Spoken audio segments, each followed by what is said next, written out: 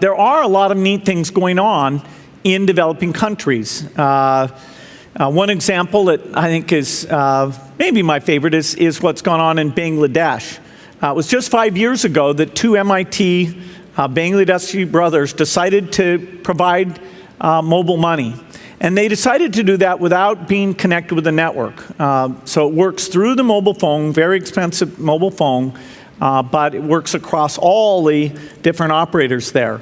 Of course, very few people in Bangladesh have a bank account, but the vast majority do have phones. So they offered this service starting in 2011, and now they have over 13 million customers, and 22% of all the adults are connected up, and the adoption is on a very, very fast curve. So this is the kind of wild adoption rate that we sometimes see in the world of new technology. This one is every bit as fast as any that I've seen.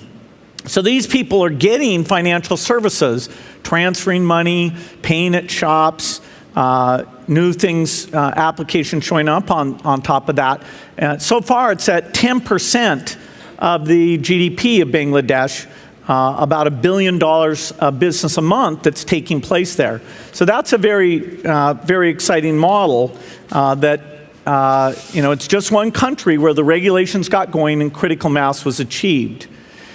Now, the first application that these things generally bootstrap off of is moving money, money transfer. And because the competitive services in these countries, the post office is often very expensive, very slow. Sometimes you have to pay extra just to make sure you really do get your money out of that system. They can bootstrap as soon as they have cash in, cash out density high enough that people feel good, okay, I'll put my money in this thing, and either I or the person who I digitally transfer it to, often somebody in the urban area who earns money transferring it to somebody in the rural area, they'll be able to go and do that cash out capability.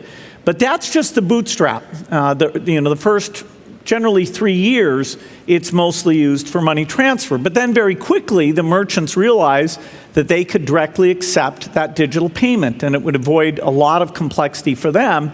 And so slowly but surely, it becomes a digital currency. One example of that is in the place you might least expect, which is Somaliland, where the mobile operator there, Telesom, has so much going on that people hardly cash out at all. On average, it's once per month. And so there's actually more going on with the digital currency than there is with the paper currency. That's the one, although it's a small economy, where that's absolutely the furthest along. Most people know about Kenya. Kenya's built up over a number of years. Of course, the system's called M-Pesa, and that's now 31% of Kenya's GDP. Now there's value-added applications, including savings accounts, short-term loans, and the demand for those products is very strong, and we see them being adopted to different populations. And so things are happening. In fact, as we get a few of these examples, the other countries are starting to say, okay, why don't they have this going on? And they are looking at their regulations and saying, how can we enable this? I was just in India. They're moving to authorize what are called